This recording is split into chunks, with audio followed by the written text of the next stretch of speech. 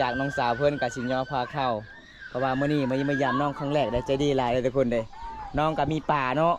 ป่ายังป่าสกางบ่อากาศสกางบ่กี่บ่อากาศสกางอากาศสว่าง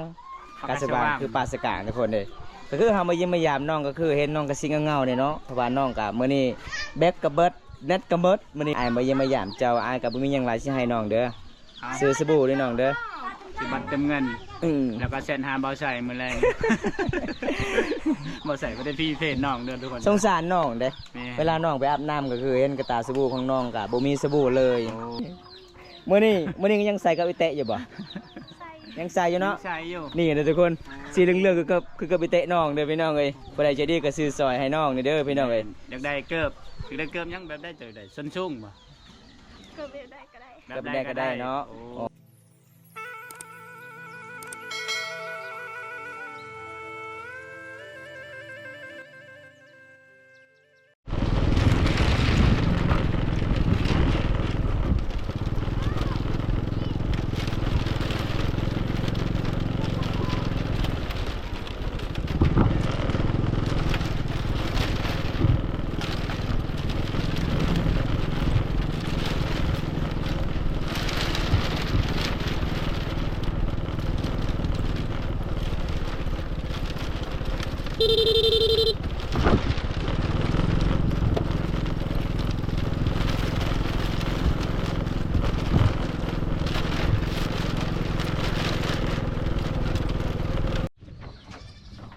นี่เดี๋ยวทุกคนสังเกตลงเบิ่งในเขตชนบทบ้านเฮานี่อันนี้ก็คือโยมแบบสมัยแต่สงครามเขาเจ้ากะมือเฮือมือสานอันนี้เป็นเขาเจ้ากะสิเกลือหมูเด้พี่น้องเอ้ยเห็นบ่ยามแรงๆนี่เขาเจ้าเกลือหมูเกลือเป็ดเกลือไก่อันนี้เป็นบ้านของสาวน้อยมาเยี่ยมยามสาวน้อยโดนเลยบ่ได้ไปเยี่ยมยามสาวน้อยทุกคนเลย FC เบิ่งในคลิปสวัสดีคุณงามอ๋อจะอยู่กับผู้ใดอยู่นี่นะผู้บ่าวผู้เดียวบ่นี่2 คนค่อยนั่งอยู่นี่อันนี้เฮือนเจ้าบ่อ๋ออันนี้คือสาวน้อยเด้อทุกคนเลยไปเยี่ยมยามตอนนั้นก็คือน้องกะไปอาบน้ำไปเยี่ยมยามยืนกับบ่ได้พอน้องมื้อนี้วาสนาบุญเลยเนาะได้พอน้องอยู่เฮือนอยู่ศาลเด้อทุกคนเลยสาวสวยบ้านแกงอะล่องอายุจักปีแล้วเจ้านะค่อยลืมเลย16ปีนี่17มีแฟนแล้วอันนี้คือสาวน้อยบ้านแกงอะล่องเด้อทุกคนหมู่บ้านสาวโทสาวไทยเด้อพี่น้องตอนเป็นสาวโสดเนี่ยสังเกตลังเบิ่งได้เป็นอะไรต้องใส่ทรงอ๋อใส่กางเกงคนไทยมีแฟนนี่นั่นที่ใส่ผ้าถุงได้เนมกล่องเลยยาวนั่นน่ะตะจะนึ่งข้าวเลยป่ะซะหน่อยจะนึ่งข้าวเลยป่ะนึ่งแล้วอาการอะไรไวเนาะจะนึ่งข้าวเนาะแม่งยังคือตอมจอคือลายแต่น้ำได้อ้ามแม่งยังเกินนี่นะแมงเมาตัวใหญ่เด้แมงเมากันแหละนี่เมาน้อยเมาใหญ่เนาะตัวใหญ่เลยมี2เมาเนาะเบิ่งไก่กำลังตอดกินมื้อแรกนี่ได้เอิงแล้วไปการเอิงมาซะหน่อยมื้อแรกนี่ไปบ่อาจจะพาไปทุกคนวันนี้เราก็ยังอยู่บ้านอันล่องคือเก่าเด้อทุกคนฝนตกยามแรงๆก็มาแวะเห็นน้องเพิ่นนั่งเล่นนะก็แวะมาทักทายน้องเพิ่นเลยเพราะว่าบ่ใส่ก็ครั้งแรกที่มาได้เยี่ยมมายามน้องเพิ่นจะบ่ค่อยได้อยู่เฮือนแต่เพิ่นจะอยู่ให้ตลอดแต่มื้อนี้ฝนตกเพิ่นออกบ่ได้ก็ได้มานั่งเล่นในตารางเฮือนบ่ใส่ก็เลยขับรถผ่านก็เลยเห็นก็เลยอยากแวะเล่นอยากมาเบิ่งวิธีน้องนึ่งแล้วบ่เข้านะน้องเอ้ยนึ่งแหละโอ้ยเห็นยังใดยังกินมื้อแรงนี่นะบ่มียังไปเอาไปซ่อนพาโลดสักหน่อยพาลงน้ำลึกๆโลดงมหอยตอนแรงนี่เขาบอกหอยแกงก็ล่องหลายเด้อหอยยังหลายหอยจูบบ่แม่นหอยเชอรี่บ่มีนะน้องเพิ่นยิ้มงามๆทุกคนเอ้ยสาวบ้านนั้นลองมีแต่ผู้จบงามๆเด้อทุกคนเด้อมาเที่ยวจะผ่านไม้ไร่น้ำจะเป็นลูกสาวลาบ่ซั่นน่ะเป็นลูกสาวลาบ่โอ้ลูกสาวลาเดี๋ยวพ่อจะงามเนาะ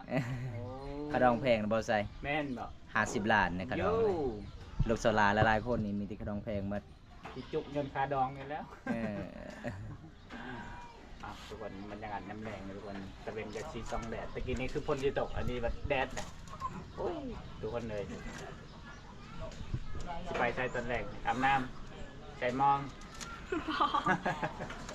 เดี๋ยวไว้ใจมองต้องตะวีอย่างนี้นะต้องตะลงไหน ใช่อันนั้นชาวเจิดบ่ชาวยงบ่ใช่เพิ่นชาว ใช้ ยง ยุง ชาวยุ่งอันนี้ นี่เด้ลงตังกันแหละคือเก๊ๆเหรอนี่วิดหลังเงินนี่ ใช่กูบ่เห็นกูเห็นชาวยุ่ง อยู่เงินแล้ว เพื่อน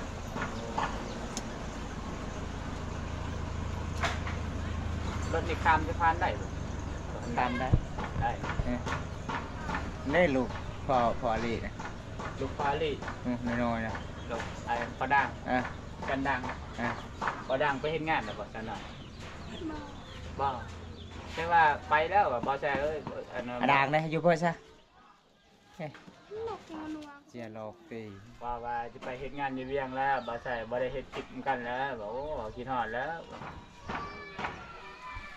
ไปนำกัน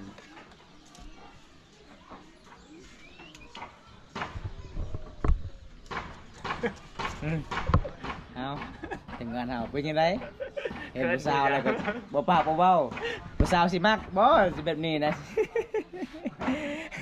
ไปแล้วขึ้นนั่งเฮ็ดจักประมาณนั้นนะไปขึ้นนะไปเราจะไปคีโม2จำกัน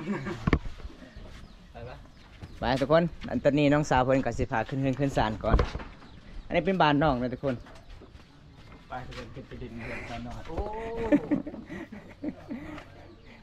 นี่ทุกคนเพื่อนชาติบ้านจองของน้องก็ประมาณนี้แหล้วทุกคนเลยแต่ว่าน้องเพิ่นกัดใจดีนะเพราะว่าขึ้นไปเล่นไปแอนอยู่เฮือนไอ้เลย ขึ้นได้บ่ใส่บันไดได้ขึ้นได้บ่ ขึ้นได้ คือว่าขึ้นบ่ได้จะน้อยระวังมันหักบันไดเข้าได้เอาในอยากขึ้นศาลน้องก่อนนะทุกคนเลยนี่อันนี้ก็คือเพื่อนศาลบ้านสองของน้องนะทุกคน เวลาเกศนบทนี่เวลาเฮาขึ้นศาลนี่น้องๆกับสีปูศาสตร์ทุกคนตอนรับเป็นอย่างดีเลยพี่น้องเอ้ยว่าจะเป็นอีฟออีเมกระเจ้ากาตอนรับแบบนี้ล่ะพี่น้องจดส่งมาเลยก็เลยก็เลยส่งอันแล้ว ซอก นี่เคยแม่ปะซะหน่อยเอ้ยแม่เพิ่นกระเทาแล้วทุกคนออมตากะ ลงอาตะกอนเย้ ออมตากับบ่อยากปิ้งกองเพราะว่าลานของเพิ่นกับบ่ได้นุ่งเสือ นี่คือไอ้แม่เพิ่นได้ไอ้แม่กระเทาแน่ทุกคนเลย แม่เท่าลงอา เอาตัวนี้กะมาริแมนอยู่เพื่อนของน้องก่อน ให้นอนนี่อ้ายเนาะ คนอายเรา โอ้อ้ายมีเมียแล้วบ่ มีอาจจะคน สอง 2 คน มีเมียเมดโอ้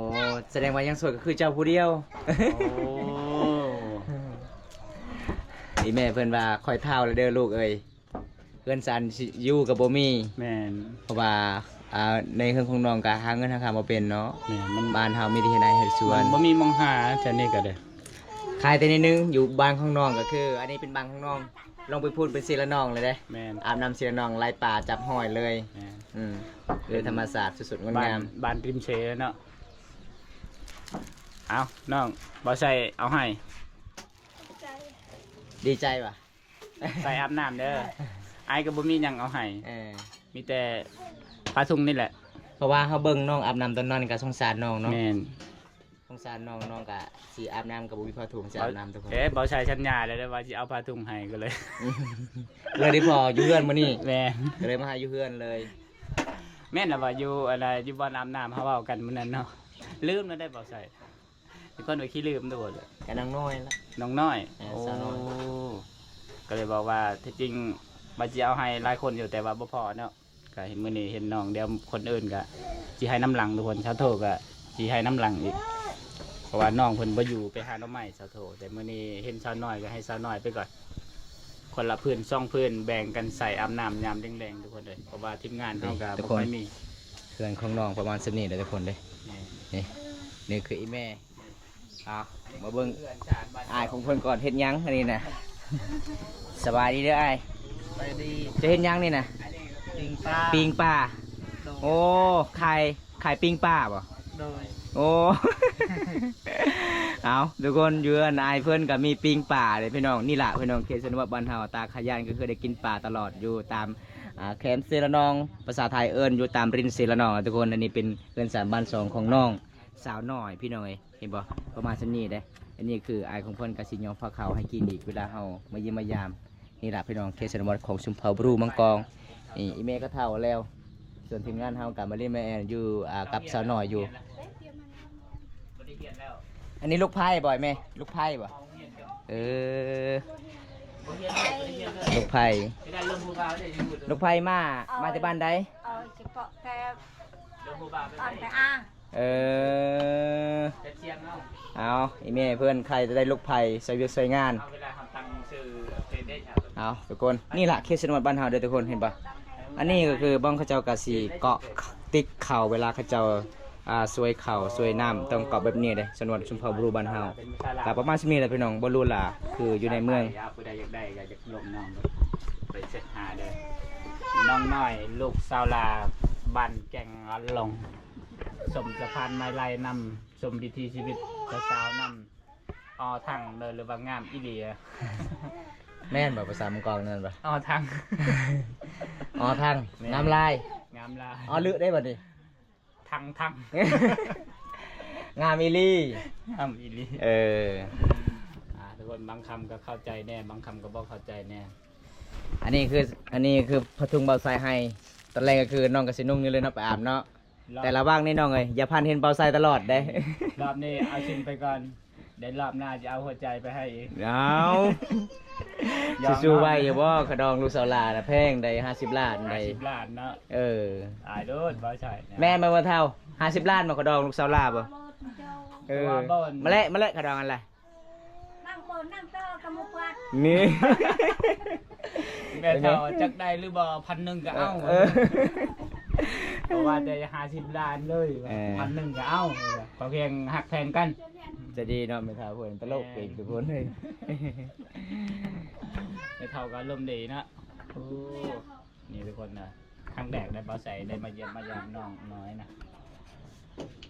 ปกติเดี๋ยวพอน้องเวลาไปอาบน้ำแล้วก็เวลางานดองงานแต่งสาวหยังสาวไทยบ่ งานแต่งก็ไม่ได้มา จะบ่ได้มาเนาะก็คือน้องสาวเพิ่นก็ซอยเวียกได้ อ๋อ ตอนนั้น ขยันเนาะ ขยัน แต่งานดองเฮ้ยเจ้าก็ต้องมา เอ้าเจ้าจะเอาพัวกันบ่ เอาเดี๋ยวยาวได้แอนกันทุกคนเลยหน้าแรงๆว่าใช่ว่าชิเมื่อแต่ก็เห็นน้องงามบ่แวะบ่ได้บอกไอ้ด่าต้องแวะแหละ เพราะว่าสาวลาวเพิ่นนี่ใจดีเด้ นี่แต่บ่เห็นอาจจะไปใช้มองบ่ ใส่มองบ่อันนี้บ่ประเงียดเด้อเออเพิ่นไปมุกดำยิงป่ากลางคืนอ้าวตอนนี้เอ้ยไผเพิ่นก็สิยอผ้าขาวเลยแบบนี้ล่ะพี่น้อง ai cho đâu เห็นบ่ ได้กินข้าวบ่ได้ เพิ่นว่าเอาจะโดยก็คือกินข้าวกินน้ำก่อนเด้อทุกคน ความน่ารักหรือว่าใจดีสาวตกบ่ยังก็โอ้ยคนกะลำเด้ความชื่ เบิ่งเอ้ยเพิ่นเอาติ๊กขาวใหญ่ๆเลยเนาะ ปาตู้ติดเข้า ใจดีแท้ เต็มเข้าก็เลย บุญเนาะซะหน่อยเจ้ามีเอ้ยไผใจดีขนาดนี้เลย ก็คือเจ้าก็ใจดีได้ต่อไป เอากินแล้วแม่จกแล้วแม่ เปิดเลยไหมสาวหน่อยเอาเพิ่นว่าจ้ากินก่อนเด้อทุกคนป้าฮ้อนๆเลยสดๆเลย แม่น ข้าวยังเนี่ยข้าวหน้าบ่โดยไทยโดยเนี่ยเข้าหน้า มาFC เนี่ยสาวหน่อยเข้าแล้วไหมสาวหน่อย ยังใกล้ๆนี่ ใกล้ๆเลยไหม ยุงครบได้อยู่เพิ่นน้องเพิ่นที่เกิดเนี่ยเพราะว่าครั้งแรก ครั้งแรก แม่น มาเด้อทุกคนกินข้าวกับสาวลาวเขตสนบบ้านเฮานี่เวลาเฮาขึ้นเฮือนขึ้นศาลนี่เฮาบ่ได้กินกระยาเฮาต้องผายแบบนี้ทุกคนมันเป็นตามประเพณีคนชมเผ่าบรูมังกรบ้านเฮาพี่น้องแล้วก็เอาซีนแหน่นี่เวลาเฮาการเดินทางก็ขอให้ปลอดภัยเด้อทุกคนบ่ให้เจ็บบ่ให้ไข้เพราะว่าเฮาก็สิเอิ้นขวัญดินดอนต้นหญ้ามากินน้ำกันให้คุ้มครองเฮาเดินทางปลอดภัยพี่น้องแบบนี้ล่ะประเพณีคนชมเผ่าบรูมังกรบ้านเฮาเด้อทุกคนบ่กินบ่ใส่ บ่ อิ่มเลยเนาะเอา ขอบใจหลายดิซะหน่อยเด้อที่ยอผักขาวให้กิน เอาไว้น้องเลย เพราะว่าเฮาก็กินอิ่มแล้วอยู่ในเฮือนในศาลก็คือคริสเตียนบ้านนี้ก็คือจะดีหลายเด้อเจ้ามีหยังก็ต้องยอมมีน้ำใจงดงาม นี่ทุกคนใจดีหลายเลย ของชุมเผารูมังกรบ้านเฮาเมืองน้องบ้านแกงอะล่องเด้อทุกคนถ้าผู้ใดมาบ้านนี้ก็คือเฮือนของน้องติดกับต่อหน้าสะพานไม้ไล่เลย จุดเบิ่งเขาเจ้ายามเก็บเงินเด้อทุกคน อันนี้เป็นเฮือนน้องเลยพี่น้องเอ้ยเฮือนน้องเด้ข ราะว่าเพื่อนน้องกับบุมีอย่างหลายแต่ใจดีอายเพื่อนก็ใจดีลูกเอ้ยไผก็ใจดีหลายทุกคนเลย คนเคนนี่ใจดีหลายเนาะ แม่ ไปนี่บ่อดข้าวแน่นอนถ้าได้ขึ้นเพื่อนแล้วขนาดบ่มีแนวกินก็ยังตำแจ่วหย่อพาข้าวนะทุกคนเลยเป็นจิตใจที่งดงามอีหลีคือเพื่อนชานบ้านซองก็อยังที่คนเห็นทุกคนเห็นนั่นแหละแต่ว่าจิตใจงดงามอีหลีนะเกินคำบรรยายทุกคนรวยน้ำใจนะ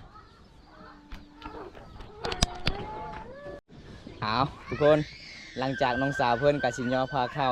เพราะว่ามื้อนี้มายามน้องครั้งแรกได้ใจดีหลายเลยทุกคนเลยน้องก็มีป่าเนาะ แม่ ป่ายังป่าสะกางบ่อากาศสะกางบ่กี่บ่ อากาศ อากาศสะกางอากาศสว่าง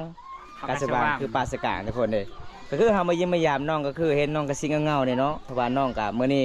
แบตก็เบิดเน็ตก็เบิดมื้อนี้นะไฟฟ้าก็ดับก็เลยน้องก็สิงเงาๆทุกคนเลยชาวสวนเขตสนุกบ้านเฮานี่กันถ้ามีเน็ตมีแบตทีวีในโทรศัพท์ก็คือน่าจะอยู่ในเบิ่งทีวีเบิ่งTikTok พี่น้องเพราะว่ามื้อนี้ไฟฟ้ากับบ่มาในมือน้องเฮาทุกคนมื้อนี้ก็บ่มีหยังหลายเด้อสาวน้อยเด้ออ้ายมาเยี่ยมมายามเจ้าอ้ายก็บ่มีหยังหลายสิให้น้องเด้อซื้อสบู่ด้วยน้องเด้อ สิบัตรเต็มเงิน แล้วก็เซ็นหาเบาใส่มือแรง